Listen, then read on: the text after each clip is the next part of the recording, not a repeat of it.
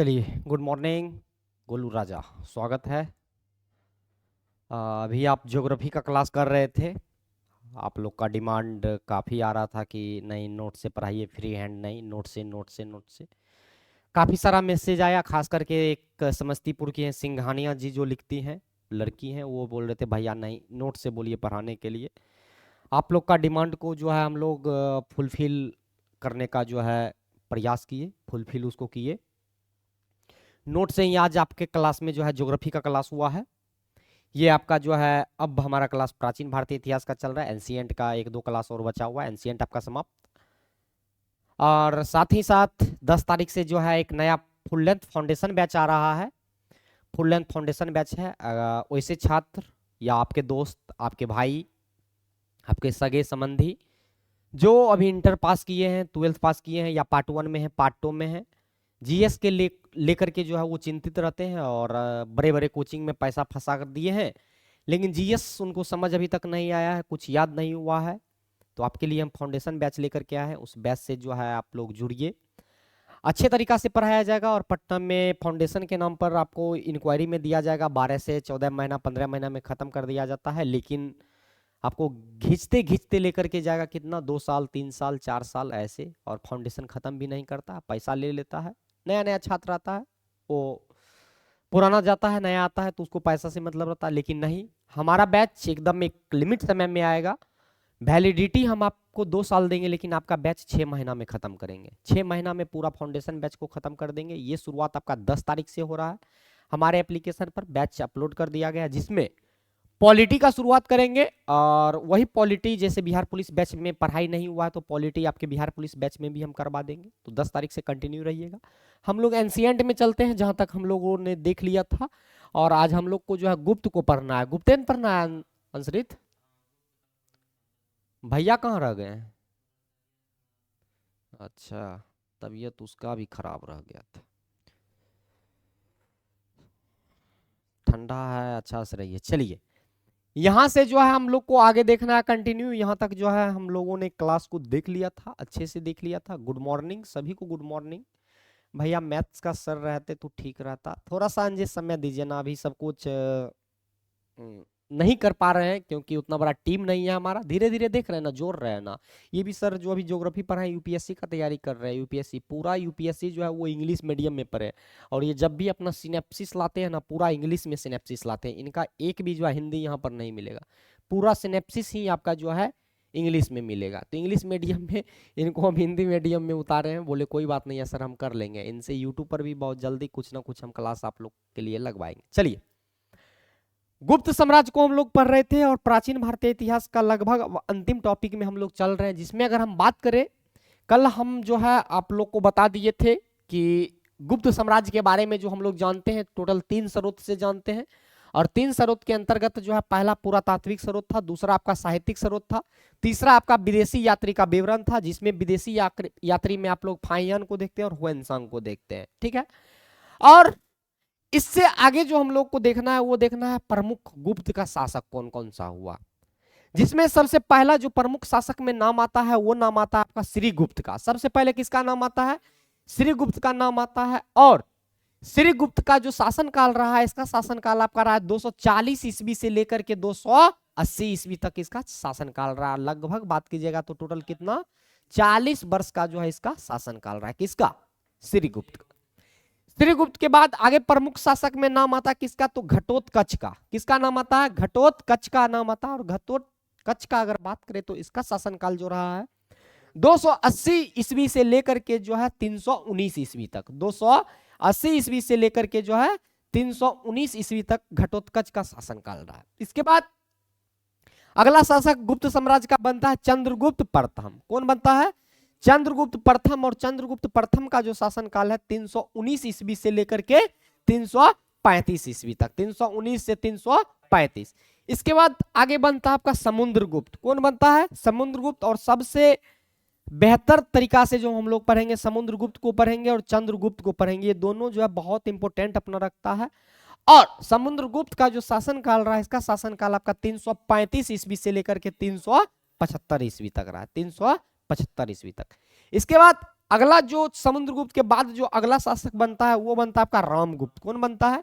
रामगुप्त। और रामगुप्त का जो शासन काल रहा ये रहा आपका 375 ईस्वी से लेकर के 380 ईस्वी तक। 375 ईस्वी से लेकर के 380 ईस्वी तक। इसके बाद आगे बनता है चंद्रगुप्त द्वितीय। कौन बनता है? चंद्रगुप्त द्वितीय। और चंद्रगुप्त द्वितीय का शासन काल है 380 ईस्वी से लेकर के 412 ईस्वी तक। 412 ईस्वी तक।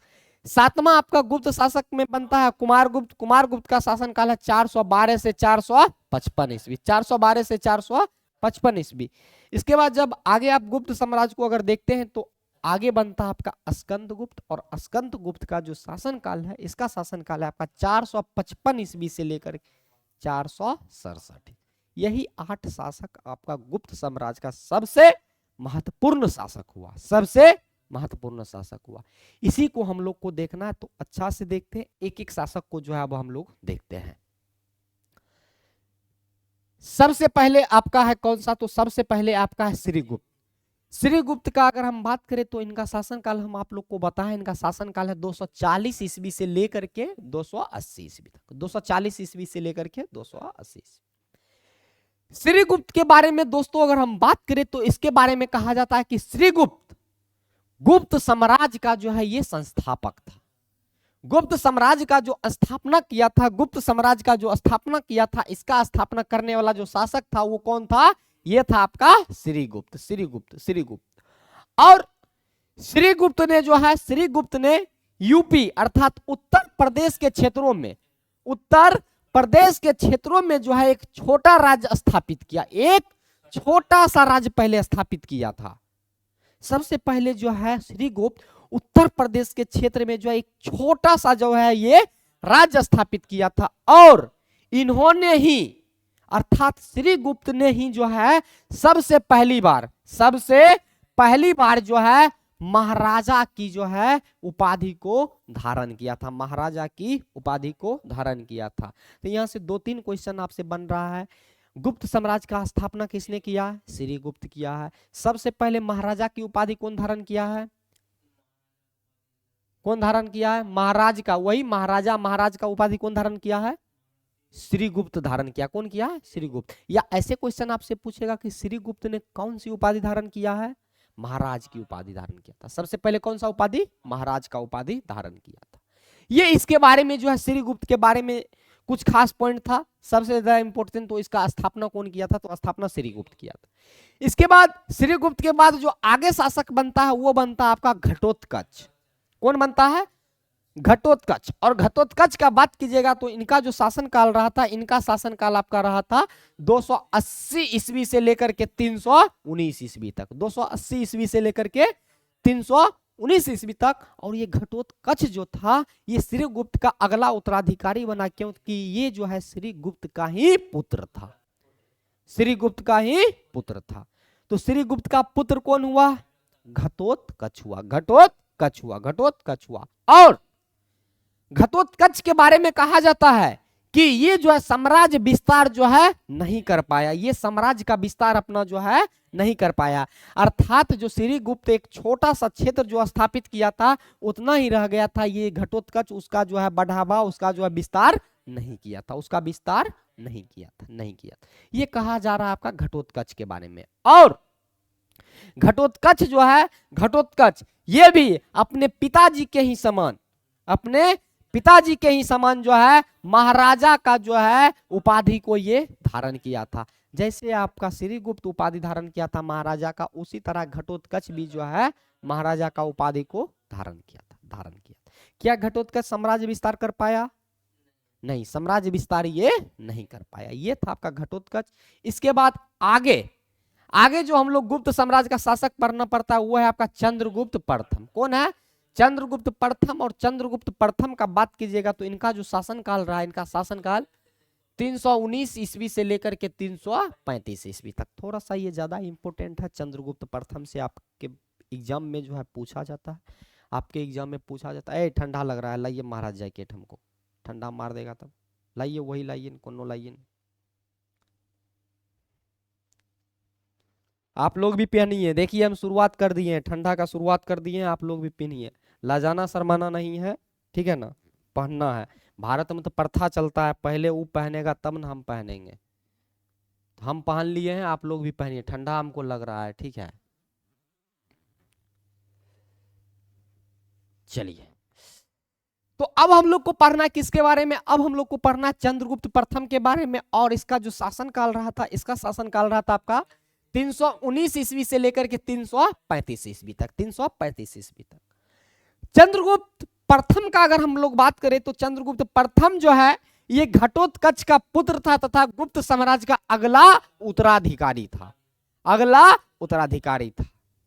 चंद्रगुप्त प्रथम कौन था? तो चंद्रगुप्त प्रथम जो है ये घटोत्कच का पुत्र था, पुत्र था, और पुत्र के साथ साथ जो है गुप्त साम्राज्य का अगला ये उत्तराधिकारी बना, अगला ये क्या बना था? उत्तराधिकारी बना। इसके बाद अगर हम बात करें चंद्रगुप्त प्रथम के बारे में तो चंद्रगुप्त प्रथम को जो है गुप्त साम्राज्य का या गुप्त वंश का जो है वास्तविक संस्थापक माना जाता है, वास्तविक संस्थापक माना जाता है। अर्थात ये कहा जाता है कि सही मायने में जो गुप्त साम्राज्य को स्थापित किया ना, वो कौन किया था? तो वो किया था चंद्रगुप्त प्रथम। कौन किया था? चंद्रगुप्त प्रथम। अब क्यों इसको वास्तविक संस्थापक कहा जाता है?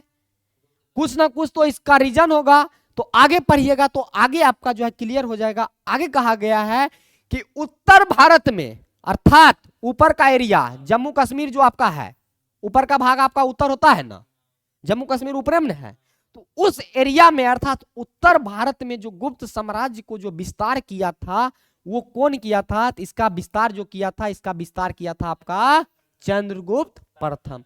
अर्थात दो भले शासक गुप्त वंश में हुआ, एक आया आपका कौन? श्रीगुप्त जो उसका स्थापना किया, उसके बाद उसका बेटा आया कौन? घटोत्कच। लेकिन इन दोनों ने साम्राज्य को विस्तार नहीं किया, साम्राज्य को विस्तार नहीं किया। वहीं जब घटोत्कच का पुत्र चंद्रगुप्त प्रथम आया, ये जो है अपने साम्राज्य का विस्तार, ये पहले तो ये उत्तर प्रदेश के क्षेत्र में था। किस क्षेत्र में था? उत्तर प्रदेश के क्षेत्र में। और उत्तर प्रदेश ये आपका पूर्वांचल आता है। जब ये पूर्वांचल से बढ़ करके आपका जो है उत्तरांचल में गया, अर्थात उत्तर के एरिया में गया, उत्तर भारत में गया, तब जाकर के माना गया कि गुप्त वंश का जो वास्तविक संस्थापक है वो कौन है? वो है आपका चंद्रगुप्त प्रथम। कौन है? चंद्रगुप्त प्रथम। और चंद्रगुप्त प्रथम ने जो है महाराजाधिराज की उपाधि को धारण किया। कौन सा उपाधि? महाराजाधिराज की उपाधि धारण किया। लेकिन इससे पहले इनके पिताजी और इनके दादाजी वो सिर्फ और सिर्फ महाराजा का उपाधि धारण किए थे। कौन सा? महाराजा का। लेकिन वही चंद्रगुप्त प्रथम को जो उपाधि मिला, ये जो उपाधि धारण किया था वो उपाधि था आपका महाराजाधिराज। महाराजाधिराज ये उपाधि धारण किया। कौन किया है? चंद्रगुप्त प्रथम। चंद्रगुप्त प्रथम। इसके बाद अगर बात करें चंद्रगुप्त की वाइफ की, पत्नी की, कन्या जिसको बोलते हैं, दुल्हन मेहरारू जिसको बोलते हैं, इनकी पत्नी का जो नाम था, इनके पत्नी का जो नाम था, चंद्रगुप्त प्रथम के पत्नी का जो नाम था वो था आपका कुमार देवी। अर्थात इसकी मेहरारू कौन थी? तो इसकी मेहरारू थी कुमार देवी। आपसे पूछेगा कुमार देवी कौन थी? तो चंद्रगुप्त प्रथम की मेहरारू थी, कन्या थी, पत्नी थी। और यही कुमार देवी, ये जो कुमार देवी थी, ये कुमार देवी लिच्छवी वंश की जो है राजकुमारी थी। लिच्छवी वंश की क्या थी? राजकुमारी थी। एक वंश हुआ करता था उस समय लिच्छवी, जिसे लिच्छवी गणराज्य हम लोग कहते हैं, वहां का जो है ये कुमार देवी राजकुमारी थी और इसी से अपना विवाह रचाया था। कौन रचाया था? चंद्रगुप्त प्रथम रचाया था। चंद्रगुप्त प्रथम। और ऐसे ही नहीं शादी रचाया जाता है उस समय, जब तक ये अपना साम्राज्य विस्तार लिच्छवी तक नहीं किया होगा तब तक इसका शादी नहीं हुआ होगा। अर्थात ये लिच्छवी पर आक्रमण किया होगा तब जाकर के उसको जीता और इससे जो है शादी कर लिया, इससे ये शादी कर लिया। इसके बाद अगर हम बात करें चंद्रगुप्त के बारे में तो चंद्रगुप्त प्रथम जो है ये कुमार देवी के नाम से, जो उसकी मेहरारू थी, जो उसकी कन्या थी, उसके नाम से जो है चांदी का जो है ये सिक्का चलाया था। अर्थात चांदी का सिक्का जो चंद्रगुप्त प्रथम चलाया था वो अपने कन्या के नाम से चलाया था, अपने वाइफ के नाम से, अपने पत्नी के नाम से ये चांदी का सिक्का चलाया था। देखते हैं ना मध्यकालीन जब आप पढ़िएगा तो शाहजहां जो है अपने वाइफ के लिए अपने ताजमहल बना दिया था। मुमताज महल के लिए, जो उसको मुमताज महल भी कहा जाता है, मुमताज महल के लिए ताजमहल बना दिया गया। हाँ, आगरा में है। और अभी एक जो है फनी न्यूज वायरल हो रहा है, पता नहीं आप लोग रील्स देखते हैं कि नहीं देखते हैं, हम तो थोड़ा बहुत इंस्टा पर एक्टिव हैं तो देखते हैं। एक अमेरिकी कोई लड़की थी जो शादीशुदा थी, अब सही घटना है कि नहीं मीम्स है हमको भी नहीं पता है। वो भारत घूमने आई, भारत घूमने आई, और भारत घूमने आई थी आज से ठीक 9-10 महीना पहले, और वो ताजमहल देखने के लिए आई थी। और जब यहाँ से ये वापस गई है तो हाल फिलहाल में वो कल परसों में जो है एक जुड़वा बच्चा को जन्म दी है। और वो जो जुड़वा बच्चा को जन्म दी है ना, उसका बच्चा जो है, उसके बच्चा का जो है केस जो है ना काला है, और उसका जो बच्चा जो है उसका फेस जो है श्यामला है, मतलब हम लोग के जैसे है। तो आप बोलिएगा श्यामला है केस काला है तो नॉर्मल बात है, नहीं, अमेरिका के लिए नॉर्मल बात नहीं है। अमेरिका में बच्चा देखे हैं कि श्यामला होता है, उसका केस अथी होता है, काला होता है, भूरा होता है केस। तो उसका हस्बैंड जो है ना कपार पकड़ के कान रहा है कि इसका केस आखिर काला कैसे हुआ। तो वो शायद भारत आया होगा तो यहाँ फिजिकल रिलेशन किसी से बना हुआ होगा, इसलिए उसके बच्चा का जो है, बताइए शादीशुदा महिला भी सही मीम्स है कि नहीं है पता नहीं, वो घूमने के लिए यहाँ आई या वहाँ जुड़वा बच्चा को जन्म दिया तो उसका बच्चा का केस काला है अमेरिकी का। तो उसका पति जो है एकदम पूरा फ्रस्ट्रेट है। ये न्यूज पता नहीं आप लोग देखे हैं कि नहीं देखे हैं, एक बार कमेंट हम नीचे कर लेते हैं। हम तो मीम्स देख रहे हैं खूब, अभी इंस्टाग्राम पर यही चल रहा है।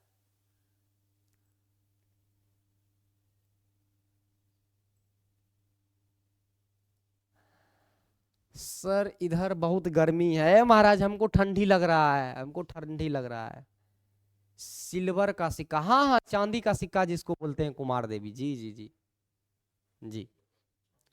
आगे, तो ये जो है आपका चंद्रगुप्त प्रथम अपने पत्नी के नाम से जो है चांदी का सिक्का, सिल्वर का जो है ये सिक्का चलाया था। कौन चलाया था? चंद्रगुप्त प्रथम चलाया था। इसके बाद चंद्रगुप्त प्रथम का अगर हम बात करें आगे, तो इसके बारे में कहा जाता है कि चंद्रगुप्त प्रथम जो है इसकी जो राजधानी था पाटलिपुत्र हुआ करता था। चंद्रगुप्त प्रथम का राजधानी कहां हुआ करता था? पाटलिपुत्र हुआ करता था। और ये पाटलिपुत्र जो है वर्तमान समय में पटना, वर्तमान समय में ये पटना है, पटना है। गोलू राजा देखे हैं भाई, हाँ बहुत हंसी लगता है। और कहा जाता है कि भारत जब भी कोई आता है तो उसको खाली हाथ वापस नहीं भेजा जाता है, तो यहाँ से 2 बच्चा उसके साथ भेज दिया गया। और आगे बात करें चंद्रगुप्त प्रथम के बारे में, तो कहा जाता है कि चंद्रगुप्त प्रथम ने जो है 319 ईस्वी में, कब? 319 ईस्वी में जो है गुप्त संवत की शुरुआत किया। कौन सा संवत? गुप्त संवत। अब आपसे पूछा जाता है गुप्त संवत का शुरुआत कौन किया है? चंद्रगुप्त प्रथम। चंद्रगुप्त प्रथम। गुप्त संवत की शुरुआत कब हुआ है? 319 ईस्वी में, 319 ईस्वी में, 319 ईस्वी में। इसके बाद अगर हम बात करें तो आगे और कहा जाता है कि चंद्रगुप्त प्रथम ने जो है ये भागवत धर्म को अपनाया था। चंद्रगुप्त प्रथम जो है भागवत धर्म को अपना लिया था, भागवत धर्म को अपना लिया था। और तत्पश्चात अंतिम दौर में 335 ईस्वी में जो है चंद्रगुप्त प्रथम की मृत्यु हो गई। 335 ईस्वी में जो है चंद्रगुप्त प्रथम की मृत्यु हो गई। और यहीं पर चंद्रगुप्त प्रथम का खेल जो है समाप्त हो गया। चंद्रगुप्त प्रथम का खेल यहीं पर समाप्त हो गया। और चंद्रगुप्त प्रथम के बाद जो गुप्त वंश का अगला जो शासक बना, वो शासक बना था आपका समुद्रगुप्त। और समुद्रगुप्त जो है चंद्रगुप्त प्रथम का ही पुत्र था, चंद्रगुप्त प्रथम का ही पुत्र था। अब देखते हैं समुद्रगुप्त को। किसको देखते हैं? समुद्रगुप्त को। गुप्त वंश का अगला जो चंद्रगुप्त प्रथम के बाद जो शासक बना वो बना था समुद्रगुप्त। और समुद्रगुप्त का जो शासन काल रहा है, इसका शासन काल आपका रहा था 335 ईस्वी से लेकर के 375 ईस्वी। 335 ईस्वी से लेकर के 375 ईस्वी। समुद्रगुप्त ये चंद्रगुप्त प्रथम का पुत्र तथा उसका अगला उत्तराधिकारी था, अगला उत्तराधिकारी था। और समुद्रगुप्त को काच, कविराज, काच और कविराज के नामों से भी जाना जाता था। काच और कविराज के नामों से भी जो है इसको जाना जाता था, जाना जाता। थोड़ा सवेरे आइए ना महाराज, काहे लेट हो जाता है, काहे लेट हो जाता है, क्या बजे उठते हैं सो करके, निकले कब वहां से, उठिए थोड़ा सवेरे। हम लोग 6 बजे बेड छोड़ देते हैं, रात में 12 बजे सोते हैं, जिम्मेदारी लेकर। अलार्म लगाइए, आलस रहता है, ठंडी है, बेड नहीं छोड़ने का मन करेगा, लेकिन त्यागिए कि पढ़ना है। हाँ, त्यागिए कि पढ़ना है, जिम्मेदारी ले लीजिए ना, पढ़ना है तो सब कुछ भूल जाइएगा। अरे हम तो दोस्त हैं आपका, आराम से पढ़ाएंगे, टेंशन नहीं लीजिए। आगे समुद्रगुप्त का बात कीजिएगा तो समुद्रगुप्त इसका तो नाम था ही, लेकिन समुद्रगुप्त के नाम के अलावा भी इसका और नाम था। समुद्रगुप्त को अन्य नाम से जो जाना जाता है, इसे काच भी कहा जाता है। क्या कहा जाता है?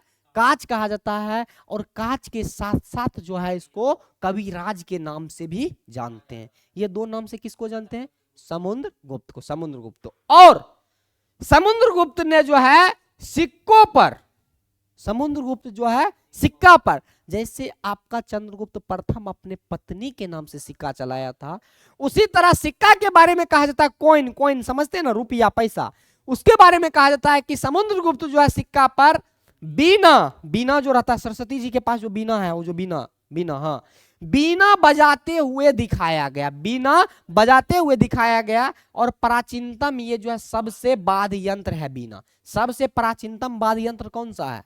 बीना, जो सरस्वती जी के पास रहता है, उसी को बजाते हुए दिखाया गया है। किसके सिक्का पर? समुद्रगुप्त के सिक्का पर, समुद्रगुप्त के सिक्का पर। आपसे क्वेश्चन ऐसे पूछेगा कि बीना बजाते हुए सिक्का का प्रचलन किसने किया? समुद्रगुप्त किया था। कौन किया था? समुद्रगुप्त किया था, समुद्रगुप्त किया था। इसके बाद आगे अगर हम बात करें तो आगे कहा जाता है कि संपूर्ण भारत में, पूरे भारत में, पूरे भारत में, पूरे भारत में, उत्तर दक्षिण पूरब पश्चिम, ये पूरे भारत में जो है अपने साम्राज्य का विस्तार करने का काम जो है वो समुद्रगुप्त किया था, समुद्रगुप्त किया था। अब देखिए क्रम, दिमाग लगाइए। सबसे पहले जब श्रीगुप्त आया, सबसे पहले जब श्रीगुप्त आया तो वो छोटा सा राज्य यूपी में स्थापित किया था। क्या वो साम्राज्य विस्तार किया था? नहीं किया था। उसके बाद उसका बेटा आया था घटोत्कच, घटोत्कच आया था। क्या घटोत्कच वो साम्राज्य को विस्तार किया था? नहीं किया था। घटोत्कच साम्राज्य का विस्तार नहीं किया था। फिर घटोत्कच का बेटा आया चंद्रगुप्त प्रथम। कौन आया? चंद्रगुप्त प्रथम, जो पूर्वांचल में तो था ही, जो उसके दादा पिता के द्वारा स्थापित किया गया था। उसके बाद ये जो चंद्रगुप्त प्रथम था, ये अपने साम्राज्य का विस्तार जो है उत्तर भारत में किया था। कहां किया था? उत्तर भारत में किया था। लेकिन वही जब चंद्रगुप्त प्रथम का जब बेटा समुद्रगुप्त आया तो ये जो है पूरे भारत में जो है गुप्त वंश को फैला दिया, पूरे भारत में जो है गुप्त वंश को फैला दिया। कौन फैलाया था? समुद्रगुप्त फैलाया था, समुद्रगुप्त फैलाया था। देखिए छोटा से शुरुआत हुआ ना जीवन में इस चीज से। देखिए हम लोग भले प्राचीन भारतीय इतिहास को पढ़ते हैं, मध्यकालीन को पढ़ते हैं और आधुनिक को पढ़ते हैं, इसलिए पढ़ते हैं कि हमें एग्जाम पास करना है। नहीं, एग्जाम पास करने के अलावा भी अगर इसमें आप दिमाग लगाइएगा ना तो बहुत कुछ आपको सीखने को मिलेगा। जैसे आप यहाँ पर दिमाग लगा करके ये देखिए कि जब श्रीगुप्त गुप्त वंश का स्थापना किया था तो कितना छोटा से किया था, यूपी में एक छोटा सा साम्राज्य को स्थापित किया था। तो कभी भी कुछ भी शुरुआत होता है तो जीरो नॉलेज से शुरुआत होता है। आपके पास कुछ ज्ञान नहीं है, किसी के पास ज्यादा है ना, तो ये जो है कंपैरिजन नहीं कीजिए कि हम कम जानते हैं वो ज्यादा जानता है। नहीं, कभी भी किसी के जीवन में कुछ भी शुरुआत होता है तो वो बिल्कुल जीरो से शुरुआत होता है और उसी जीरो से आप अनंत तक जाते हैं। जैसे श्रीगुप्त जो है गुप्त वंश का नींव रखा, स्थापना किया, और उसका जाके परपोता जो है समुद्रगुप्त, समुद्रगुप्त परपोते न हुआ, परपोता छेरपोता जो भी कहना है, ये परपोता जाकर पूरे भारत में उस वंश को फैला दिया, फैला दिया। तो आप अगर अभी आप शुरुआत कर रहे हैं ना किसी चीज को, तो आगे जाकर के एग्जाम्पल लीजिए ना, खेसारी लाल यादव, अरे गाय गाय भैंस भैंस चराता था, भैंस चराता था, सुपर स्टार है ना, जीरो से कहीं ना कहीं शुरुआत किया होगा। हम लर्न चंदन को 1 सब्सक्राइबर से शुरू किए थे, 1 सब्सक्राइबर से शुरू किए थे, आज एप्लीकेशन पर 10,000 12,000 है ना, है ना। तो कभी भी जीरो से शुरुआत होता है, तो डरिए नहीं, इस सब चीज से और सीख लीजिए कि इसका दादा किससे शुरुआत किया था, ये अभी कहा पूरे भारत पर जो है ये शासन कर रहा है। अब आगे बात कीजिएगा, जब ये पूरे साम्राज्य का विस्तार पूरे भारत में कर लिया था, पूरे भारत में कर लिया था, इसके बाद उत्तर भारत के 9 और दक्षिण भारत का जो है 12 राज्य को जो है पराजित किया। अर्थात उत्तर भारत में जो है लगभग 9 राज्य को जो है ये समुद्रगुप्त हरा दिया था। मतलब 9 राज्य है तो वहां कहीं ना कहीं जो है शासक हुआ करता होगा। अभी भी राज्य हम लोग का 28 राज्य है, 8 केंद्र शासित प्रदेश है, तो 8 राज्य में मुख्यमंत्री, 28 राज्य में मुख्यमंत्री होता है ना, 8 केंद्र शासित प्रदेश में राज्यपाल, उपराज्यपाल, चाहे जो भी उसका कार्यपालक होता है वो सब होता है ना। उसी तरह उस समय का जो राज्य था, तो वही उत्तर भारत में 9 राज्य को जो है ये पराजित किया था, और दक्षिण भारत नीचे के एरिया को जो है 12 राज्यों को पराजित किया था, अकेले ये पराजित किया था, और पराजित करके इसको जीत लिया था। और समुद्रगुप्त साम्राज्य विस्तार में जो है टोटल 3 नीति को अपनाया था। अर्थात साम्राज्य का विस्तार कैसे होगा, जैसे हमारे एप्लीकेशन का डेवलपमेंट कैसे होगा, हम अपने एप्लीकेशन को बढ़ावा कैसे देंगे, हमारा जो पढ़ाया हुआ चीज है, हमारा जो कंटेंट है, ये छात्र तक कैसे पहुंचेगा, नहीं पहुंचेगा, इस चीज के लिए जो हमें ही ना सोचना पड़ेगा, नीति तो हमको ही ना बनाना पड़ेगा। उसी तरह साम्राज्य विस्तार को लेकर के समुद्रगुप्त टोटल 3 नीति को अपनाया था। और वो 3 नीति कौन सा था, तो वो 3 नीति में सबसे पहला आपका था ग्रहण। कौन था? ग्रहण, या इसको अधिग्रहण कर लीजिए। अधिग्रहण मतलब ये जो है जीत लेता था, किसी को जीतना। इसके बाद दूसरा आपका था मोक्ष। क्या था? मोक्ष अर्थात स्वतंत्र राज्य। तीसरा था अनुग्रहण। क्या था? अनुग्रहण अर्थात राज्य वापसी, यानी अधीन शासन। इसके अधीन रह करके आप शासन कीजिए। राज्यों को जीतने के पश्चात मतलब क्या होता था अनुग्रहण में? अनुग्रहण को समझिएगा। ग्रहण में तो ये पूरा से जीत लिया, वहां शासन वही करेगा, मोक्ष में जीत करके उसको स्वतंत्र कर दिया। इसके बाद अनुग्रहण में क्या होता था, ये राज्य को जीतता था और जीतने के बाद उसी शासक को दे देता था। लेकिन अब वो शासक जो वहां पर शासन करता था, वो किसके अधीन रह करके करता था? समुद्रगुप्त के अधीन रह करके करता था। ये किसके अंतर्गत आता था? अनुग्रहण के अंतर्गत आता था। मतलब जीत तो लेता था, फिर उसको छोड़ देता था, लेकिन तुम शासन करो, लेकिन किसके अधीन रह करके? मेरे अधीन रह करके, मेरे नियम कानून के हिसाब से तुम जो है शासन करो। ये 3 नीति के तहत जो है ये साम्राज्य का विस्तार किया। कौन किया? समुद्रगुप्त किया था। समुद्रगुप्त। इसके बाद आगे कहा जाता है कि समुद्रगुप्त ने जो है अश्वमेध यज्ञ भी करवाया था। समुद्रगुप्त के द्वारा जो है अश्वमेध यज्ञ भी करवाया गया था। और ये सब के बाद अगर आगे बात कीजिएगा तो आगे कहा जाता है कि समुद्रगुप्त की उपलब्धियों का वर्णन, समुद्रगुप्त जो जैसे उपलब्धि मतलब कल भी हम आपको बताए थे, जैसे अब यज्ञ ये करवा रहा है अश्वमेध यज्ञ, तो ये इसके लिए क्या है? उपलब्धि है। ये किसी राज्य को जीत रहा है, कोई भी राज्य को जीत रहा है। जैसे 9 राज्य को जीता उत्तर भारत में, दक्षिण भारत में 12 राज्य को जीता, तो उसके लिए क्या है? समुद्रगुप्त के लिए उपलब्धि है। और यही सब चीज का वर्णन, यही सब चीज का चर्चा, यही सब चीज का जिक्र जो किया गया है, वो कहां किया गया है? वो अभिलेख में किया गया है। और वो अभिलेख कौन सा है? तो वो अभिलेख बात कीजिएगा तो वो प्रयाग प्रशस्ति अभिलेख है। कौन सा है? प्रयाग प्रशस्ति अभिलेख है, जो कि कहां से मिला है? प्रयागराज। और पहले इसका नाम क्या था?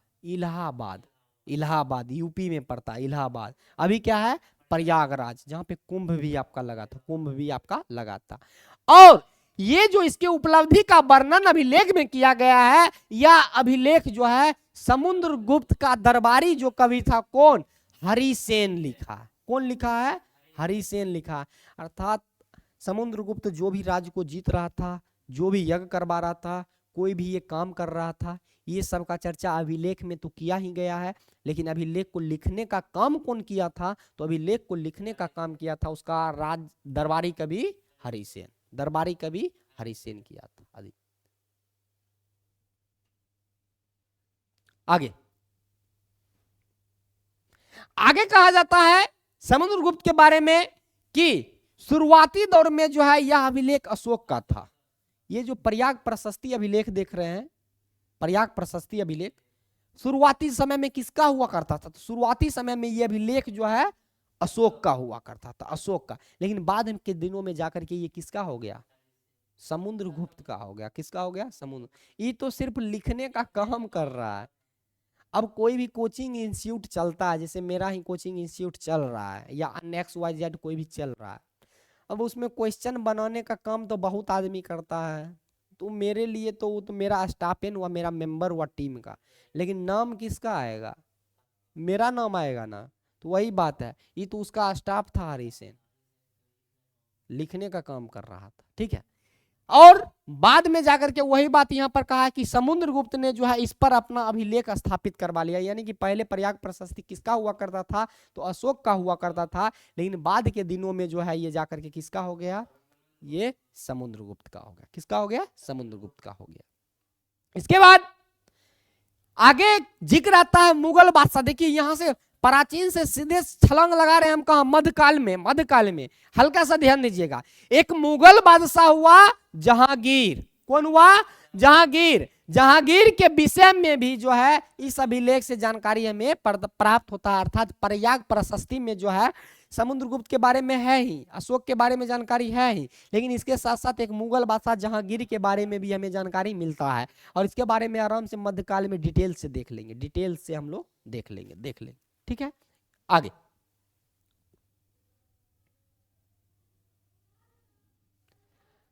आगे कहा जाता है कि समुद्रगुप्त के बारे में कि प्रत्येक पराजित राज्य के साथ, अर्थात जितना भी राज्य को ये जीत करके हरा दिया, जीत करके जितना भी राज्य को ये हरा दिया, उस राज्य के साथ जो है ये 3 प्रकार की नीति अपनाया। ठीक है। टोटल ये 3 प्रकार की नीति अपनाती थी समुद्रगुप्त। मतलब कोई भी, जैसे एग्जांपल ले लीजिए, आपका जम्मू कश्मीर के एरिया में है, साउथ के एरिया में कोई भी राज्य है, कोई भी राज्य जिसको जीता, जीतने के बाद जब उसको हरा देता था तो इसमें जो है वो 3 प्रकार की नीति अपनाता था।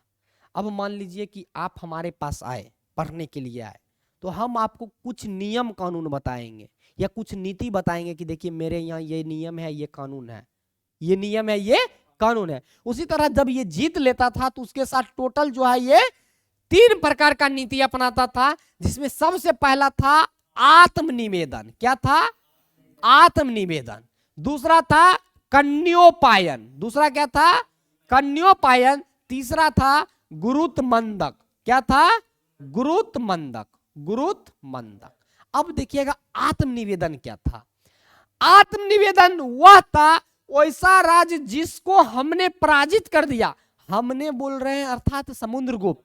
समुद्रगुप्त, हम अपने आप को समुद्रगुप्त मान लिए। वैसा राज्य जिसको हमने पराजित कर दिया है, वहां के पराजित शासक क्षमा करने का निवेदन कर सकता था, कर सकता था। अर्थात समुद्रगुप्त जिस राज्य को हरा दिया है, जिस राज्य को पराजित कर दिया है, वहां का शासक जो है वो आत्मनिवेदन कर सकता था, अर्थात माफी मांग सकता था, क्षमा मांग सकता था। ये था आपका पहला नीति, ये था आपका पहला नीति। दूसरा कन्योपायन। कन्योपायन ऐसा राज्य जिसको समुद्रगुप्त ने पराजित कर दिया है, वहां का पराजित शासक अपनी बेटी का विवाह प्रस्ताव रखता था। अब समझिएगा पूरा। वैसा राज्य, दूसरा नीति है, दूसरा नीति, वैसा राज्य जिसको समुद्रगुप्त ने पराजित कर दिया। अब वो राज्य जो पराजित हो गया है, वहां का जो पराजित शासक होगा, जब राज्य पराजित हो रहा है, पराजित मतलब हारना, पराजित मतलब हारना, जब कोई राज हार रहा है युद्ध में, तो राज हारता है तो उसके साथ साथ उसका शासक तो स्वतः हार गया, तो वो शासक क्या करता था, अपनी बेटी के विवाह का प्रस्ताव जो है रखता था, किसके सामने, समुद्रगुप्त के सामने। ये था आपका दूसरा नीति। क्या था वो, दूसरा नीति। तीसरा है आपका गुरुत्व मंदक।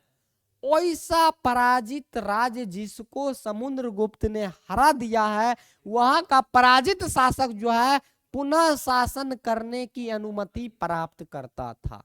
अर्थात हमारा कोई राज्य है, हम समुद्रगुप्त से हार गए हैं, हम पुनः निवेदन कर सकते हैं समुद्रगुप्त से कि हमारा राज्य हमें वापस लौटा दीजिए। ये 3 प्रकार की नीति अपनाया जाता था। कोई भी डाउट तीनों नीति में, कोई भी डाउट, अच्छा से समझा दिए। आगे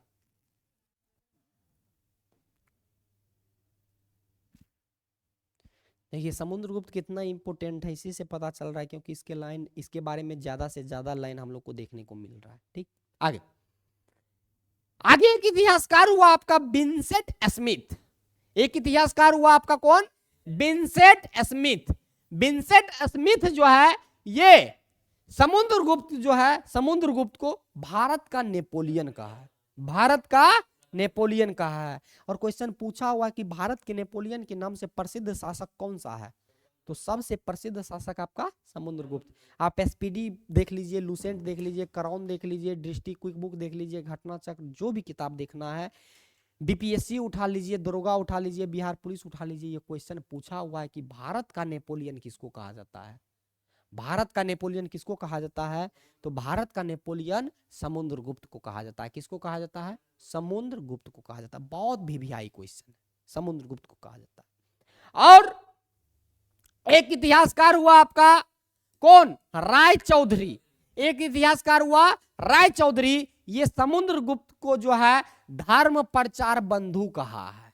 धर्म प्रचार बंधु अर्थात धर्म प्रचार करने वाला दोस्त, धर्म प्रचार बंधु मतलब दोस्ते होता है। ठीक है, तो धर्म प्रचार बंधु समुद्रगुप्त को किसने कहा है, ये कहा आपका राय चौधरी। कौन कहा है, राय चौधरी, राय चौधरी।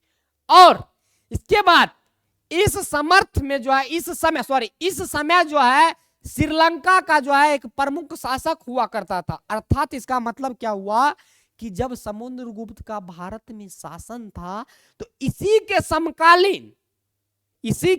समकालीन श्रीलंका में एक शासक था जिसका नाम था मेघवर्मन। मेघवर्मन ये श्रीलंका का प्रमुख शासक हुआ।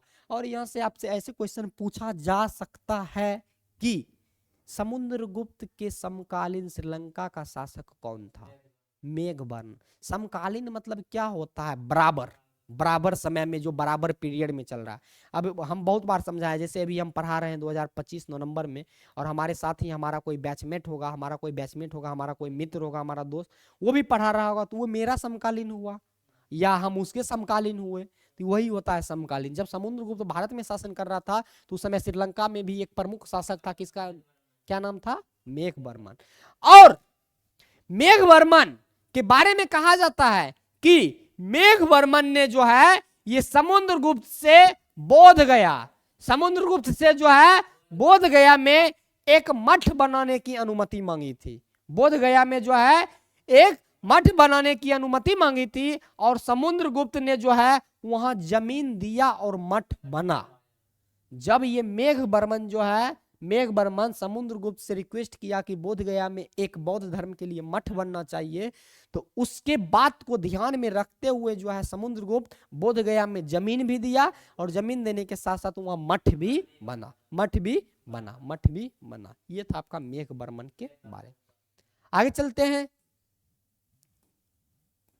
आगे जब बढ़िएगा तो आगे कहा जाता है एक चर्चा और समुद्रगुप्त के बारे में क्या, कि समुद्रगुप्त जो है ये भागवत धर्म का अनुयायी था। किस धर्म का, भागवत धर्म का। चंद्रगुप्त प्रथम भी भागवत धर्म का था ना, तो जैसे इनके पिताजी थे उसी तरह ये थे। तो समुद्रगुप्त जो है ये भागवत धर्म का अनुयायी था, लेकिन इन्होंने किसी भी धर्म को हानि नहीं पहुंचाया। हानि ये नहीं पहुंचाया। ये भागवत धर्म को जरूर मानता था। आजकल देखिएगा कोई कहता है कि हम सनातन हैं, हम इस्लाम धर्म को मानते हैं, हम सिख को ईसाई को मानते हैं, लेकिन उस सनातन होकर के इस्लाम को देखना नहीं चाहेगा, सिख को देखना नहीं चाहेगा, वह या वो इस्लाम है तो इस्लाम होकर के सनातन को मतलब हिंदू को नहीं देखना चाहेगा। तो काहे का वो इंसान, काहे का इंसान। ये समुद्रगुप्त भले भागवत धर्म को मानता था, लेकिन किसी भी धर्म को हानि नहीं पहुंचाया, हानि नहीं पहुंचाया। ये था आपका समुद्रगुप्त। और इसके बाद अगर आगे बात कीजिएगा तो समुद्रगुप्त के बारे में कहा जाता है कि समुद्रगुप्त का जन्म, इनका जन्म युद्ध भूमि पर हुआ था। समुद्रगुप्त का जो जन्म हुआ था कहां हुआ था? युद्ध भूमि पर हुआ था। और इतिहासकार के अनुसार, बहुत बढ़िया लाइन है ये, इतिहासकार के अनुसार समुद्रगुप्त का जो घोड़ा था, समुद्रगुप्त का जो घोड़ा था, इनका घोड़ा जो है 3 समुद्र का जो है पानी पिया था। 3 समुद्र का जो है पानी पिया था। आपसे ऐसे कोई ये भी क्वेश्चन पूछा हुआ, बदनाम क्वेश्चन है ये। जैसे भारत का नेपोलियन समुद्रगुप्त है ना, उसी तरह क्वेश्चन पूछा हुआ है कि किस शासक का घोड़ा 3 समुद्र का पानी पीता था? समुद्रगुप्त का घोड़ा। और इतिहासकार ये कहता है कि इसका घोड़ा 3 समुद्र का पानी पीता था, जिसमें 3 समुद्र में सबसे पहले आपका हिंद महासागर, दूसरा अरब सागर, तीसरा बंगाल की खाड़ी, ये 3 समुद्र का जो है पानी पीता था। किसका घोड़ा? समुद्रगुप्त का घोड़ा। अर्थात इसका मतलब ये हुआ कि समुद्रगुप्त इधर इधर सबका एरिया का जो है वो भ्रमण करता था, जाता होगा तब तो यहाँ का पानी पीता होगा, उसका घोड़ा जाता होगा तब तो पीता होगा। तो सोच सकते हैं ये कोना वो कोना पूरा इतना बड़ा जो है इसका वर्चस्व हुआ करता था। 3 समुद्र का जो है पानी पिया था। किसका घोड़ा? समुद्रगुप्त का घोड़ा, समुद्रगुप्त का घोड़ा। और समुद्रगुप्त के बारे में कहा जाता है कि समुद्रगुप्त ने जो है पराक्रमांक की जो है उपाधि को धारण किया था, पराक्रमांक की उपाधि को धारण किया था। बढ़िया क्वेश्चन है, बढ़िया लाइन है कि समुद्रगुप्त जो है कौन सी उपाधि धारण किया है? पराक्रमांक। समुद्रगुप्त ने कौन सी उपाधि धारण किया है? पराक्रमांक की उपाधि धारण किया है। किसका घोड़ा 3 समुद्र का पानी पीता? समुद्र कौन कौन सा वो था समुद्र? हिंद महासागर, अरब सागर और बंगाल की खाड़ी, यहाँ का जो है ये पानी पीता था। इसके बाद आगे बात कीजिएगा समुद्रगुप्त का, तो समुद्रगुप्त का जो है मृत्यु, इनका मृत्यु जो है 375 ईस्वी में हो गया। 375 ईस्वी में जो है समुद्रगुप्त का मृत्यु हो गया। और समुद्रगुप्त का जो है टोटल 2 पुत्र था, 2 बेटा था, जिसमें एक था आपका रामगुप्त। एक कौन था आपका? रामगुप्त। और दूसरा था आपका चंद्रगुप्त द्वितीय, चंद्रगुप्त द्वितीय। और रामगुप्त जो शासन किया था, इसका अगला उत्तराधिकारी के तौर पर बना था, ये रहा था आपका 375 से 380 ईस्वी। कितना साल? 5 साल। इसके बाद 5 साल के बाद दूसरा आपका बना था चंद्रगुप्त द्वितीय, ये 380 से लेकर के 412 ईस्वी तक जो है शासन किया है। गुप्त वंश में जो है ये शासन किया, गुप्त साम्राज्य को ये संभाला। क्या हुआ? और डाउट रहेगा तो आराम से बेहिचक पूछिएगा। कोई भी दिक्कत रहेगा कि ये लाइन नहीं समझे, वो लाइन नहीं समझे, पूछते रहिए हमसे, पूछिएगा तब ना हम भी देख पाएंगे कि आप क्लियर कर पा रहे हैं या नहीं कर पा रहे हैं। तो ये 2 पुत्र हुआ, एक रामगुप्त एक चंद्रगुप्त प्रथम। तो हम रामगुप्त को थोड़ा सा देख लेते हैं। रामगुप्त के बारे में कहा जाता है कि 375 ईस्वी में, 375 ईस्वी में जो है रामगुप्त सिंहासन पर बैठा, रामगुप्त सिंहासन पर बैठा। लेकिन उसके शासन काल में जो है शक शासक, एक शक शासक हुआ जिसका नाम था क्या? महापान। महापान का जो है आक्रमण हुआ। जब रामगुप्त गुप्त वंश का शासक बना तो उसी के बीच में जो है एक शक शासक महापान जो है आक्रमण किया, जो केवल रामगुप्त के राज्य का भाग जीत लिया। ये जो है रामगुप्त के भाग को ही नहीं जीता, बल्कि जो है उनकी पत्नी ध्रुव देवी को भी जो है अपने साथ लेके चल गया। मतलब ये तो सीताहरण हो गया, सीताहरण हुआ ना। तो ये जो है रामगुप्त जब 375 ईस्वी में गुप्त वंश का शासक बना, सिंहासन पर बैठा, तो उस क्रम में क्या हुआ, एक शक आक्रमण हुआ, और उस शक आक्रमण जो किया था वो शासक का नाम था महापान। महापान आक्रमण किया, ये इसके राज्य को तो जीता, इसको तो हराया ही, इसको हराया ही, लेकिन इसको हराने के साथ साथ इसके पत्नी को भी जो है साथ लेके चल गया, और इसकी पत्नी का क्या नाम था, ध्रुव देवी था, ध्रुव देवी था, ध्रुव देवी। बताइए, आपका शादी हुआ, आपकी कन्या को कोई और लेकर के जीत के चल जाएगा तो आप पर क्या बीतेगा, फील कर सकते हैं, इमेजिन कर सकते हैं, मार हो जाएगा, मार हो जाएगा, लाठी चलतो। इसके बाद आगे कहा जाता है रामगुप्त के बारे में कि रामगुप्त का एक छोटा भाई था। जैसे यहाँ पर समुद्रगुप्त का 2 बेटा, एक रामगुप्त, एक चंद्रगुप्त द्वितीय। बड़ा बेटा कौन, रामगुप्त, छोटा बेटा कौन, चंद्रगुप्त द्वितीय। तो ये जब छोटा बेटा है तो ये ऑलरेडी इसका छोटा भाई हो जाएगा, छोटा भाई हो जाएगा। तो रामगुप्त का एक छोटा भाई हुआ चंद्रगुप्त द्वितीय। ये जो है एक महिला का भेष धारण कर, महिला, स्त्री, वही जो हम भेष धारण करते हैं, महिला का भेष हम जो धारण करते हैं। मेरा फोटो देखे हैं आप लोग, नहीं देखे हैं, देख ग्रुप में देखे हैं ना। महिला का भेष धारण कर जो है ये महापान की जो है हत्या कर दिया, और ध्रुव देवी को वापस लेकर के आया, ध्रुव देवी को वापस लेके आया। पहले ये इसका भाई, देखिए दिमाग कितना तेज था चंद्रगुप्त द्वितीय का। महिला का भेष धारण किया, महापान के पास गया, उसका हत्या किया, और वो अपने भाभी को जो है वापस छुड़ा करके ये लाया चंद्रगुप्त द्वितीय। इसके बाद कहा जाता है कि यह कहानी जो महिला का भेष धारण किया, रामगुप्त को पराजित किया, इसके पत्नी को लेकर के गया, ये सब एक तरह से कहानी है ना। ये कहानी जो है विशाख दत्त ने देवी चंद्रगुप्तम में लिखा है। किस में लिखा है, देवी चंद्रगुप्तम। ये है पुस्तक, ये है रचनाकार, ठीक है। तो विशाख दत्त जो ये कहानी लिखा है कि रामगुप्त के पत्नी को जीत करके ले गया, इसके राज्य को शक शासक महापान हराया, उसके बाद चंद्रगुप्त द्वितीय महिला का भेष धारण करके गया, उसका हत्या कर दिया, फिर अपने भाभी को वापस स्वतंत्र करवाया। ये सब का चर्चा किसमें किया गया है, तो विशाख दत्त के द्वारा देवी चंद्रगुप्तम में। या ऐसे क्वेश्चन पूछेगा, देवी चंद्रगुप्तम का रचनाकार कौन है, देवी चंद्रगुप्तम का रचनाकार कौन है, विशाख दत्त है। कौन है, विशाख दत्त है। और इसके बाद आगे आपका 380 ईस्वी में जो है, 380 ईस्वी में चंद्रगुप्त द्वितीय जो है ये सिंहासन पर बैठा, अर्थात गद्दी पर ये बैठ गया। अब हम लोग को देखना है किसके बारे में, चंद्रगुप्त द्वितीय के बारे में। कितना बचा हुआ है वो, कितना कहां से है, और उधर इधर क्या पेज है, इधर है महाराज, 2 दिन और क्लास चलेगा आगे। अब हम लोग को देखना है चंद्रगुप्त द्वितीय। और चंद्रगुप्त द्वितीय का शासन काल का बात कीजिएगा तो इसका शासन काल 380 ईस्वी से लेकर के 412 ईस्वी तक इसका शासन काल रहा।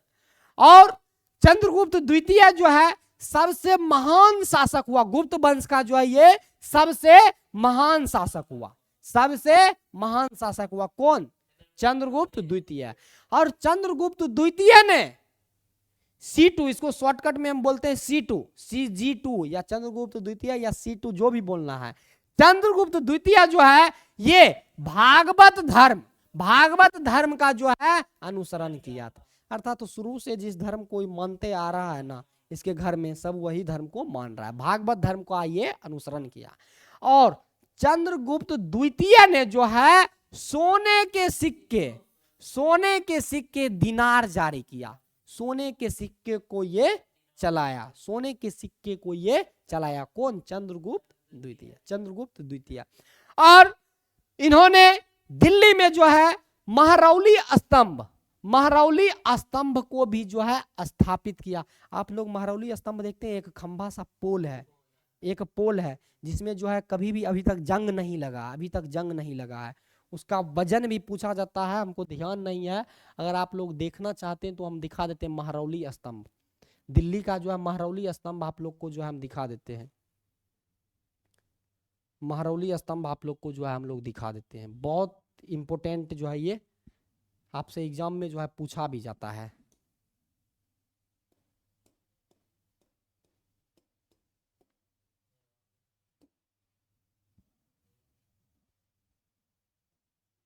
दिखा देते हैं,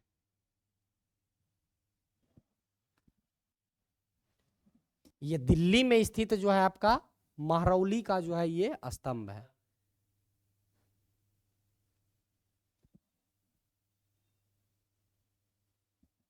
ये देख रहे हैं, ये दिल्ली में स्थित जो है आपका महरौली का स्तंभ है, और इसमें जो है अभी तक जंग नहीं लगा है।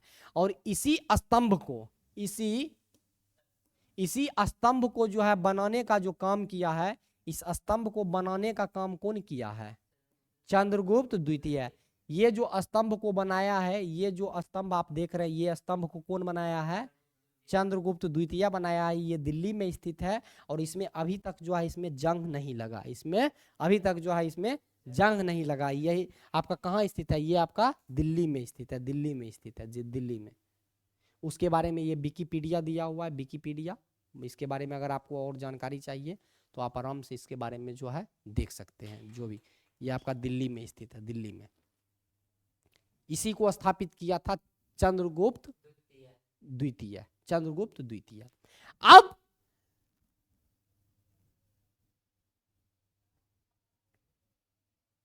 जब ये चंद्रगुप्त द्वितीय वहां पर जो है महरौली स्तंभ को स्थापित किया, इसके बाद आगे कहा जाता है कि चंद्रगुप्त द्वितीय जो है ये शक शासक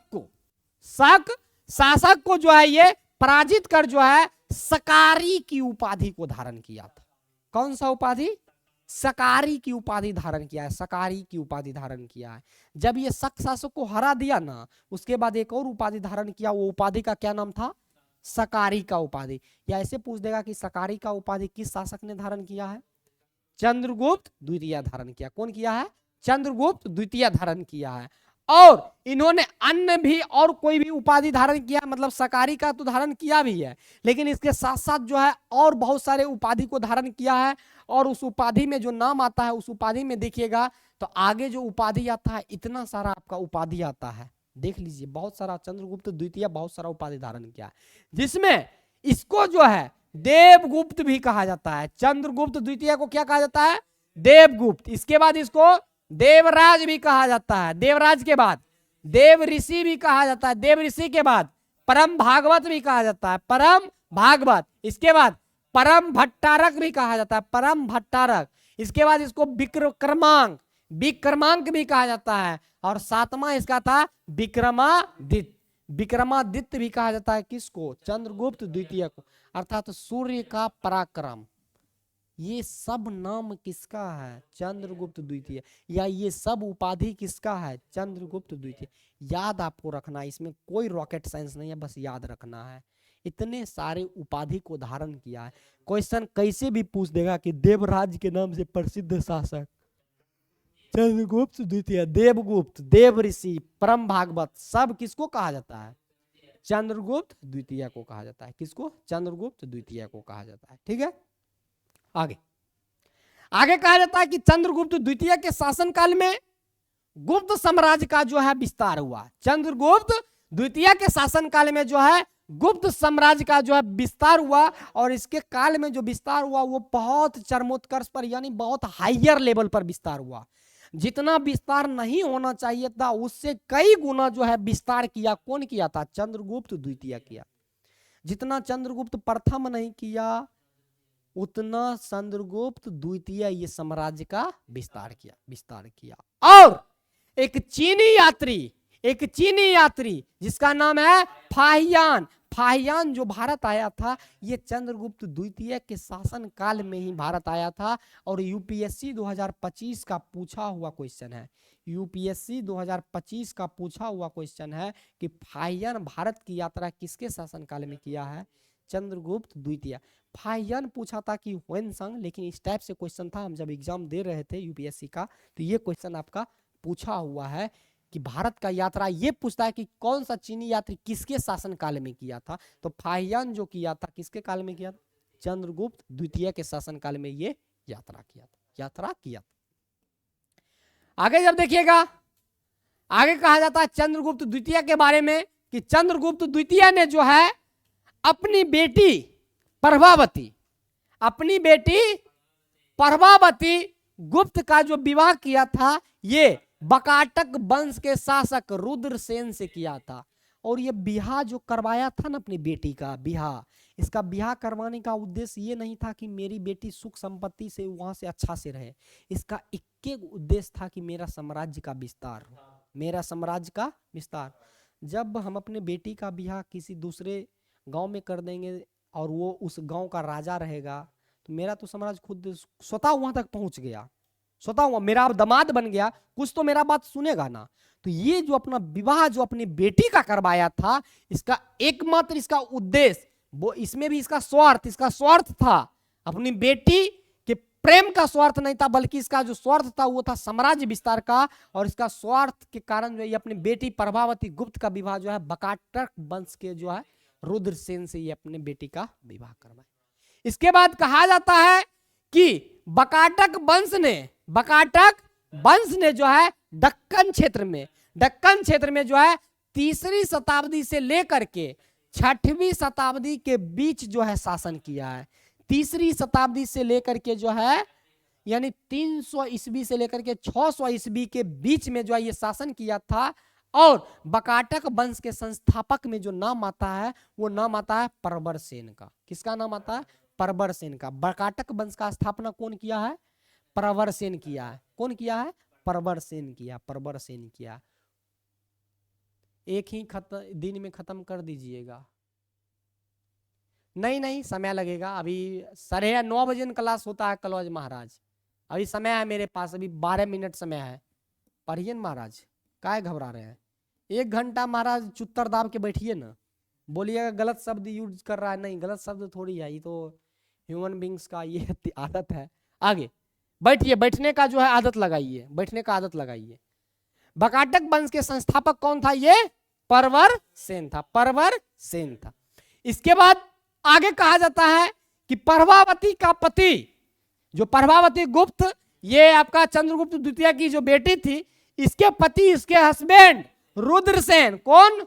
रुद्रसेन के मृत्यु के बाद, जब रुद्रसेन का मृत्यु हो गया, उसके मृत्यु के बाद जो है प्रभावती ही बकाटक वंश की संरक्षिका बनी, अर्थात अगली जो शासक बनी है, कौन बना है? वो प्रभावती गुप्त बनी। ठीक है, आगे चलिए। आगे कहा जाता है चंद्रगुप्त द्वितीय के बारे में कि चंद्रगुप्त द्वितीय ने जो है मंदिर बनाने की जो है नागर शैली को प्रोत्साहन दिया था। कौन सा? नागर शैली। और नागर शैली ये जो है मंदिर निर्माण करने का एक कला है। तो चंद्रगुप्त द्वितीय सबसे ज्यादा किस पर जोर दिया मंदिर बनाने में? नागर शैली पर। किस पर? नागर शैली पर। और नागर शैली से बने मंदिर हमें संपूर्ण उत्तर भारत से प्राप्त हुए। अर्थात जितना भी उत्तर भारत में आपका जो भी मंदिर है, जम्मू कश्मीर साइड में जो भी आपका उधर जितना भी मंदिर है, वो सभी किस शैली में है? वो सब आपका नागर शैली में। किस शैली में है? नागर शैली। क्योंकि जोर ही दिया गया था किस शैली को? नागर शैली को दिया गया था। इसके बाद बात कीजिएगा, कुछ उदाहरण के तौर पर गुप्तकालीन मंदिर है, कुछ उदाहरण के तौर पर जो है आपका गुप्तकालीन मंदिर है। और वो गुप्तकालीन मंदिर में कौन कौन सा आता है? और ये जितना भी मंदिर है ये सब किस शैली में होगा? ये सभी आपका जो है नागर शैली में होगा। तो देखते हैं इसमें कौन कौन सा जो है मंदिर आपका, इसमें आपका कौन कौन सा मंदिर है। और आप लोग 300 रुपया जो है जमा कीजिए, एक्स्ट्रा में टी शर्ट आप लोग को देंगे। तीन सौ रुपया जो है भेज दीजिएगा। 300 रुपया हमारे फ़ोन पे पर, और उसका साइज, कौन सा साइज आपको लगता है, ठीक है ना, उसका साइज। अभी तो ठंडी आ गया है, नहीं पहन सकते हैं आप लोग, शर्ट दे देंगे, शर्ट होगा तो शर्ट या टी शर्ट जो भी होगा, देखते हैं बात करके जैसा भी होगा। ठंडी आ गया, ठंडी में तो ऐसे भी जैकेट स्वेटर पहनना है, अंदर में पहनने का मन होगा पहनिएगा, नहीं तो ठंडी रुक जाइए, ठंडी भर रुक जाइए, गर्मी में लीजिएगा टी शर्ट, रुक जाइए, अभी काहे टी शर्ट लीजिएगा, ठंडी आ गया है। आगे कुछ गुप्तकालीन मंदिर हुआ जो नागर शैली में है, जिसमें नाम में आता है आपका सबसे पहले तिगवा का विष्णु मंदिर, ये आपका कटनी मध्य प्रदेश में है। कहाँ है? कटनी मध्य प्रदेश में। एक आपका है देवराज, देवराक्ष, देवराक्ष का दशावतार मंदिर, ये आपका झांसी उत्तर प्रदेश में, झांसी उत्तर प्रदेश में। एरन का विष्णु मंदिर, ये आपका कहाँ है? मध्य प्रदेश में। भूमरा का शिव मंदिर, ये आपका है सतना जिला मध्य प्रदेश में। पार्वती महादेव मंदिर, ये आपका नचना कुथारा पन्ना में है, पन्ना, ये आपका मध्य प्रदेश में है। और ये सब जो है, ये सब किस शैली में है? सब आपका नागर शैली में। जितना मंदिर है किस शैली में है? नागर शैली में। किस शैली में है? नागर शैली में। अब है चंद्रगुप्त द्वितीय के दरबार में कुछ नवरत्न रहते थे, कुछ रत्न रहते थे। चंद्रगुप्त द्वितीय के दरबार में टोटल 9 रत्न रहते थे। उस 9 रत्न को देख लेते हैं, उस 9 रत्न को देख लेते हैं। चंद्रगुप्त द्वितीय के दरबार में कौन कौन से रहते थे?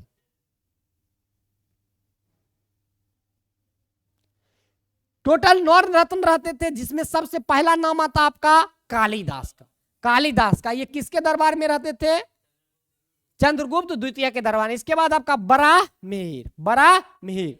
इसके बाद आपका आर्यभट्ट, कौन रहता था? आर्यभट्ट। इसके बाद है आपका बेताल, बेताल। इसके बाद है धनवंतरी, अमर सिंह, अमर सिंह, अमर सिंह। इसके बाद अगर आगे बात कीजिएगा, अमर सिंह के बाद अगर आगे बात कीजिएगा तो वह है आपका कौन? शंकु। शंकु के बाद है आपका छपछन, कौन है? छपछन। उसके बाद है आपका घटकरपन, घटकरपन। ये सभी आपका किसके दरबार में रहता था? चंद्रगुप्त द्वितीय के दरबार में। और बात कीजिएगा कालिदास जो था, कालिदास ये महाकवि था, और कालिदास का बहुत सारा रचना है, जिसमें कल एक आपका क्वेश्चन टेस्ट में भी था शाम में। अभिज्ञान शाकुंतलम का रचना कौन किया है? कालिदास, यही क्वेश्चन था ना। अभिज्ञान शाकुंतलम का रचना किसने किया है? कालिदास। आप लोग को कम मिलेगा, ठीक है, आप लोग पैसा भेज दीजिएगा, आप लोग को भी मिल जाएगा ऑनलाइन वाला। इसके बाद आपका था कुमार संभव, कौन था? कुमार संभव, कुमार संभव। ये सब इसका रचना है, कालिदास का रचना। इसके बाद है आपका ऋतु संहार, मालविका अग्निमित्रम, रघुवंशम, मेघदूत, विक्रमो वर्षियम। ये सब जो है, ये सब का रचना कौन किया था? कालिदास। कौन किया है? कालिदास। इसके बाद बड़ा मिहिर का बात कीजिएगा तो बड़ा मिहिर जो है ये पंच सिद्धांतिका का रचना किया। उसके बाद बृहत संहिता का रचना किया। आर्यभट्ट आपका शून्य सिद्धांत दिया, और आर्यभट्टयम नामक जो है ये नाटक को लिखा है। बेताल, इसको बरूची भी कहते हैं, ये एक आपका जादूगर था। क्या था? जादूगर था। धनवंतरी का बात कीजिएगा तो ये आपका वैद्य था, जो कि इसे आयुर्वेद का जो है जनक भी कहा जाता है। धनवंतरी को आयुर्वेद का जनक कहा जाता है। अमर सिंह का बात कीजिएगा तो ये अमरकोश को लिखा, अमरकोश को लिखा। किसको लिखा है? अमरकोश को लिखा, अमरकोश को। इसके बाद आगे आपका शंकु, शंकु ये गणितज्ञ था। छपनक, इसको छपनक भी कह सकते हैं, छपनक भी कह सकते हैं, छपनक ये वास्तुकार था। और घटकरपन ये आपका एक लेखक था। ये 9 रत्न किसके दरबार में रहता था? चंद्रगुप्त द्वितीय के दरबार में रहता था। चंद्रगुप्त द्वितीय के दरबार में रहता था। और चंद्रगुप्त द्वितीय का जो है मृत्यु 412 ईस्वी में हो गया। चंद्रगुप्त द्वितीय का मृत्यु जो है 412 ईस्वी में हो गया। और इसके बाद जो अगला जो शासक बना वो बना आपका कुमार गुप्त बना। और कुमार गुप्त का शासन आपका रहा था 412 ईस्वी से लेकर के 455 ईस्वी तक। 412 ईस्वी से लेकर के 455 ईस्वी तक ये किसका शासन काल रहा है? कुमार गुप्त का, कुमार गुप्त का रहा है। तो अब हम लोग देख लेते हैं कुमार गुप्त को, कितना बचा हुआ है वो देखें। इसके बाद शुरुआत हो जाएगा हम लोग का कौन सा? गुप्तोत्तर काल और गुप्त का प्रशासन।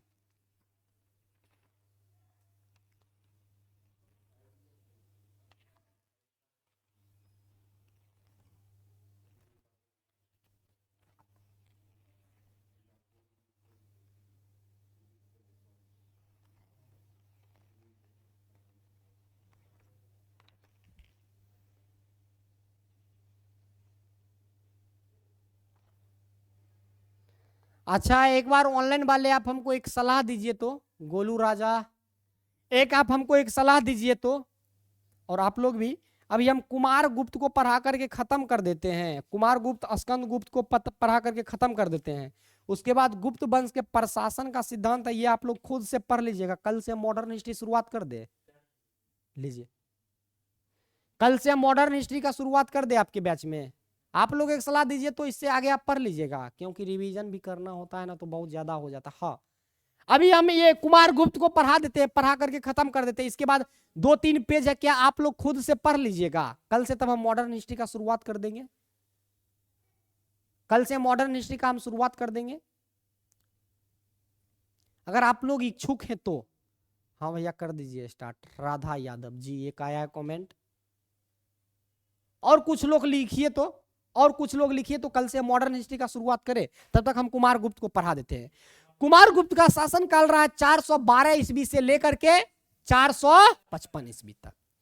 कुमार गुप्त का अगर बात कीजिएगा तो ये जो है चंद्रगुप्त द्वितीय का पुत्र था और उसका अगला उत्तराधिकारी था। कौन? कुमार गुप्त। कौन? कुमार गुप्त। कुमार गुप्त। और कुमार गुप्त को जो है प्राचीन भारतीय संस्कृति का रक्षक कहा जाता है। अर्थात प्राचीन भारतीय संस्कृति का जो रक्षक है वो किसको कहा गया है? कुमार गुप्त को कहा गया है। किसको कहा गया है? कुमार गुप्त को कहा गया है। और कुमार गुप्त ने महेंद्रादित्य और इसके साथ साथ जो है श्री महेंद्र जैसी उपाधियां भी जो है ये धारण किया है। श्री महेंद्र, ये जो आपका महेंद्रादित्य और ये जो है श्री महेंद्र जैसी उपाधि धारण किया है। कौन धारण किया है? कुमार गुप्त धारण किया है। कौन धारण किया है? कुमार गुप्त धारण किया है। और कुमार गुप्त जो है ये 2 अश्वमेध यज्ञ आयोजित किया था। टोटल 2 अश्वमेध यज्ञ को जो है ये आयोजित किया था। और कुमार गुप्त के बारे में कहा जाता है कि कुमार गुप्त ने प्रसिद्ध नालंदा विश्वविद्यालय का निर्माण। बहुत बढ़िया क्वेश्चन है।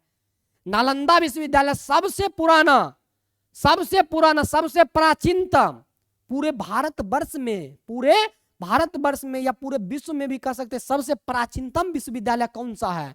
तो सबसे प्राचीनतम विश्वविद्यालय नालंदा विश्वविद्यालय। कौन सा है? नालंदा विश्वविद्यालय। इस नालंदा विश्वविद्यालय का स्थापना कौन किया था? तो इसका स्थापना किया था कुमार गुप्त। कुमार गुप्त किया था। नालंदा विश्वविद्यालय का स्थापना कौन किया है? कुमार गुप्त किया है। कुमार गुप्त। और कहा जाता है कि नालंदा प्राचीन भारत का सबसे प्राचीन विश्वविद्यालय था। पूरे प्राचीन भारत में सबसे पुराना जो विश्वविद्यालय था वो कौन था? नालंदा विश्वविद्यालय था। और इस विश्वविद्यालय में जो है 70 से भी अधिक विषयों का जो है अध्ययन करवाया जाता था।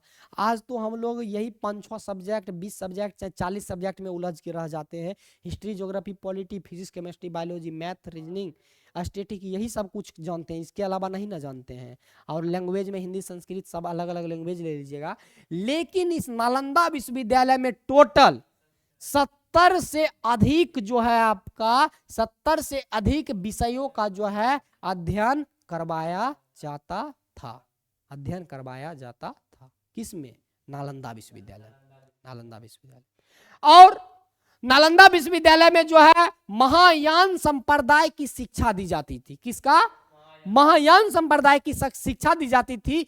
इसलिए नालंदा विश्वविद्यालय को जो है महायान का ऑक्सफोर्ड भी कहा गया है।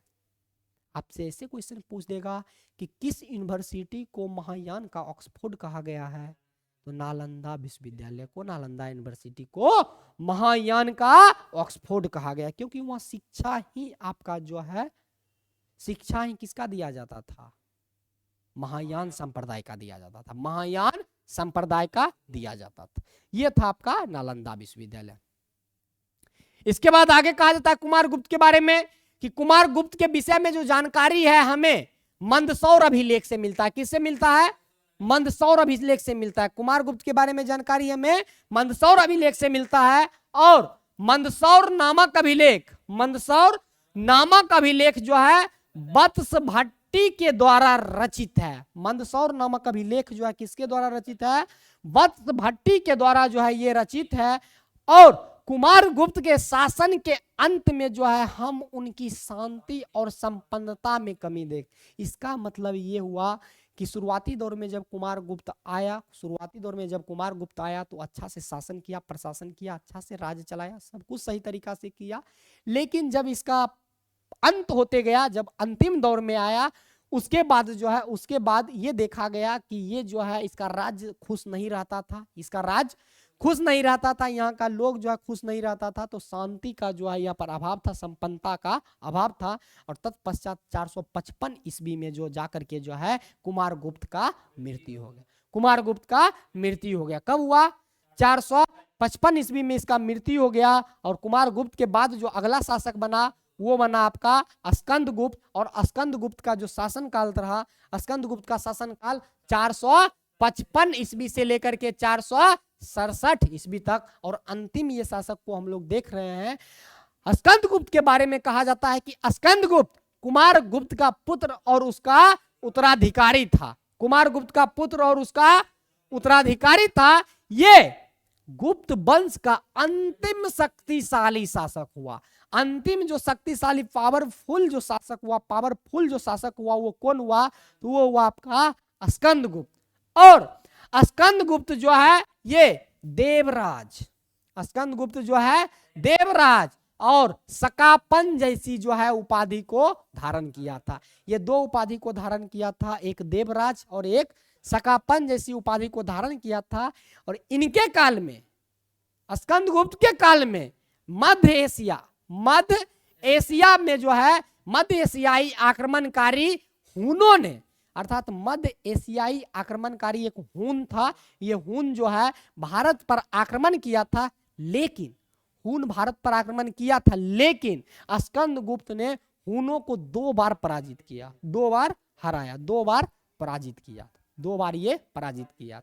और स्कंद गुप्त के विषय में जानकारी जो हमें ये सब मिलता है कि ये पराजित किया, ये क्या किया नहीं किया, ये हमें जूनागढ़ अभिलेख से इसके बारे में जानकारी हमें मिलता है।